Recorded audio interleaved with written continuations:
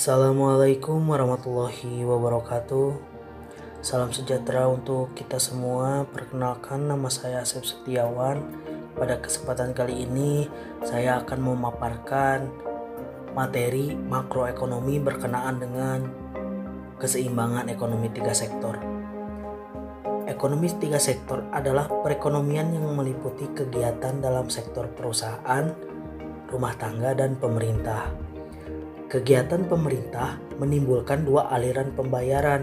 Yang pertama, pajak yang dibayar oleh perusahaan-perusahaan dan rumah tangga kepada pemerintah. Dan yang kedua adalah pengeluaran pemerintah. Kedua bentuk aliran pengeluaran atau pendapatan akan mengubah pola aliran pusingan atau putaran pendapatan dalam perekonomian. Oleh karena itu, ekonomi tiga sektor dinamakan juga sebagai ekonomi tertutup. Dengan adanya pengeluaran pemerintah, maka pengeluaran agregat dalam perekonomian meliputi tiga komponen, yaitu AE sama dengan C plus I plus G. Dengan perubahan ini, syarat untuk mencapai keseimbangan dalam ekonomi tiga sektor adalah Y sama dengan C plus I plus G. Pajak menjadi salah satu penyebab kebocoran yang terdiri dari dua komponen, yaitu S plus T atau saving plus pajak tax. Dan suntikan juga terdiri dari dua komponen, yaitu I plus G. Maka syarat untuk mencapai keseimbangan dalam kegiatan ekonomi negara adalah S plus T sama dengan I plus G. Pajak yang dipungut pemerintah dapat dibedakan menurut berbagai cara. Cara yang pertama adalah membedakannya berdasarkan pajak langsung dan pajak tidak langsung. Pajak langsung merupakan pungutan pajak yang menjadi beban wajib pajak dan tidak bisa dibebankan atau dipindah tangankan kepada pihak lain. Sedangkan pajak tidak langsung merupakan pajak yang pembayarannya akan dibebankan pada pihak lain. Cara yang lain adalah membedakannya berdasarkan tarif pungutan pajaknya seperti pajak regresif, pajak proporsional, dan pajak progresif.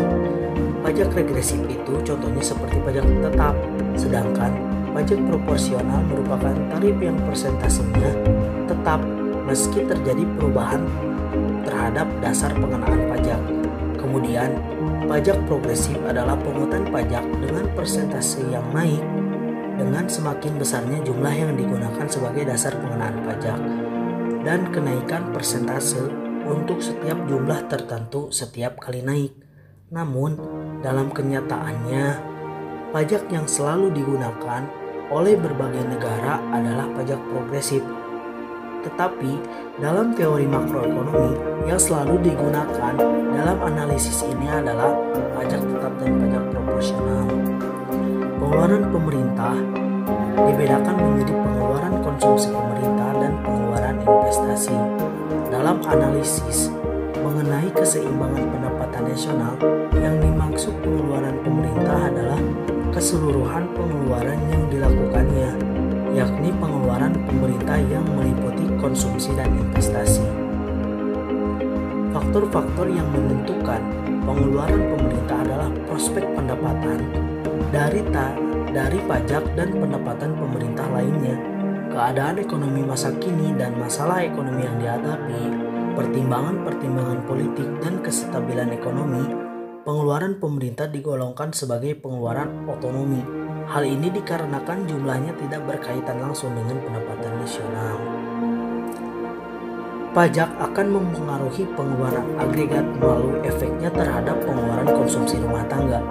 Pajak akan mengurangi konsumsi dan tabungan rumah tangga. Dalam analisis ini dapat ditunjukkan dua bentuk efek pajak terhadap konsumsi dan tabungan, yaitu efek yang diakibatkan oleh pajak tetap dan pajak proporsional. Kegiatan ekonomi apabila sepenuhnya diatur oleh pasar bebas, perekonomian suatu negara tidak akan mencapai kesempatan kerja penuh. Kemudian, naik turunnya kegiatan ekonomi adalah besarnya dan tingkat kestabilannya tinggi. Selain itu, tidak dapat mengalami pertumbuhan yang selalu signifikan dalam jangka panjang. Dibandingkan dengan tingkat kesempatan kerja penuh, kegiatan ekonomi yang sebenarnya dapat mencapai salah satu dari 3 keadaan berikut. Keadaan yang pertama adalah pengeluaran agregat rendah dan pengangguran terjadi. Keadaan yang kedua adalah pengeluaran agregat terlalu tinggi dan melebihi tingkat kesempatan kerja penuh sehingga menyebabkan inflasi. Keadaan ketiga adalah pengeluaran agregat adalah sama dengan yang diperlukan untuk mencapai kesempatan kerja penuh dan pengangguran hanya meliputi pengangguran normal. Biasanya yang kerap terjadi apa yang telah disebutkan pada poin pertama, yaitu pengeluaran agregat rendah dan terjadinya pengangguran. Pemerintah dapat menimbulkan pengaruh yang penting ke atas pencapaian kegiatan ekonomi.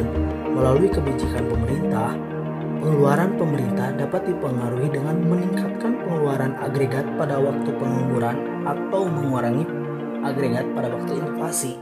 Hal ini dilakukan supaya perubahan kegiatan ekonomi dari waktu ke waktu menjadi lebih stabil. Dan jangka panjangnya adalah untuk mempercepat laju pertumbuhan ekonomi. Salah satu cara untuk mempengaruhi pengeluaran agregat adalah dengan melaksanakan kebijakan fiskal, yaitu langkah-langkah pemerintah dalam perbajakan dan pengeluarannya untuk mempengaruhi tingkat kegiatan ekonomi. Dasar fiskal ini dibedakan menjadi pen stabil otomatik dan dasar fiskal diskresioner. Jenis-jenis pen stabil otomatik yang utama adalah pajak proporsional dan pajak progresif. Yang kedua adalah program asuransi pengangguran. Terakhir ketiga, sistem harga minimum.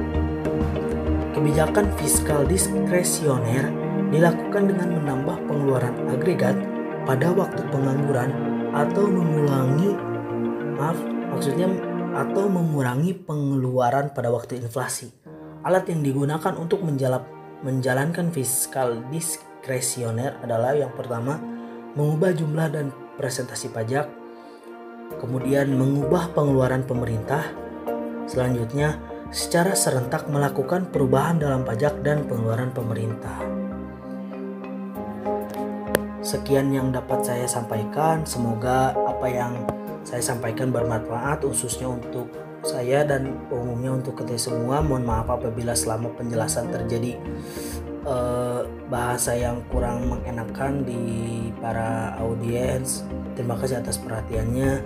Wabillahi taufiq wal hidayah. Wassalamualaikum warahmatullahi wabarakatuh.